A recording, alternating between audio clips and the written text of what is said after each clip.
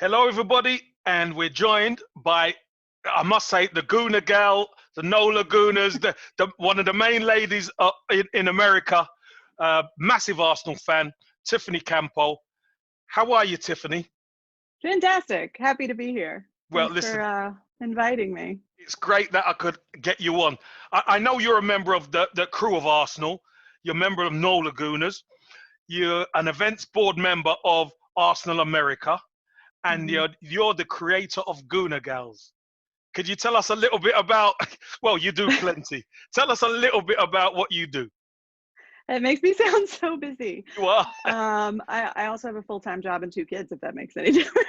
Wow. Fantastic. Right. Well, listen, I'm excited to get going because, listen, I just want to get stuck in because I want to know.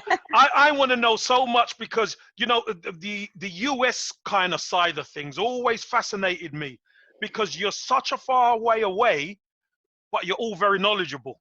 So this is why it's called Who Are You? We want to know about you now, Tiffany. Right. And am I the first American? Yes, you are.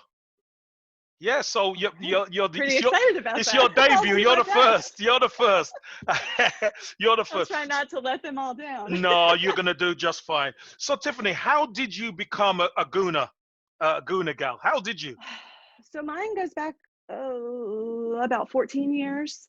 We had a Setanta sports box in the house, and that was the only way that you could see matches from anywhere outside of the US. Yeah. And my husband and some of his friends sort of latched on to Premier League. Yeah. And everybody always loves how Americans say Premier League. It's Premier League. Premier League, yeah. Yeah. And so I found that I wasn't just like sitting in to watch with them as like an activity. I really enjoyed it. And I've always liked soccer, and so that wasn't a big shock, but I really enjoyed it. And so for me, I don't like things that other people just like. Yeah. And my entire background is in research. And so I immediately sort of looked into things about the teams, not just watching them and how they played and whether or not I felt like I could relate to their sort of charisma, but are they built on a solid foundation? Is this something I can really get behind and stay behind? Because I'm certainly not going to jump ship. And I think we do know a bit about being hardcore followers, just because like our NFL teams here are very regional, right? Yes. So like if you live anywhere near New Orleans, you are a Saints fan, anywhere in the state, anywhere directly outside of here. And it's, live or die every Sunday or Monday Night Football. But so we were sort of missing that connection with supporters overseas, but we were finding these things for ourselves, and that actually requires a lot more homework. Yeah. And so I sort of, I knew I was drawn to Arsenal. My husband was an Arsenal supporter. And so, of course, I sort of teasingly told him that, there was really only 2 teams in the entire league that I could get behind. And I just thought I was going to have to be an Everton supporter. Hey, listen, do you know what, Tiffany? I like your style. I like your style. And he just kind of went. He looked at you. That's funny. Like, I'm kidding. And so, yes, I've always had a soft spot for Everton, but there was just no beating that sort of grip that Arsenal had pretty early on.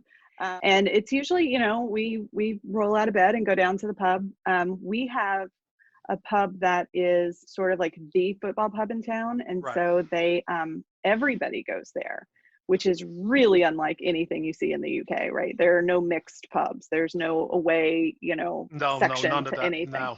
No. But for us, there's a huge like Premier League family there, which is really true. We don't all like each other. No, of course. We downright loathe each other and each other's teams on some occasions. Yeah. But it's Finn McCool's and it's all Finn's family. So we go down and, if you start drinking at 6 or if you start drinking at 9, and that's how it goes. And then, everybody's there. There's, 40 or 50 people there to watch the match together. And, if they win, we might spend the day with those people. And if they don't win, then we might go home and sleep it off and start over. Start over again. Yeah. A little later. Yeah.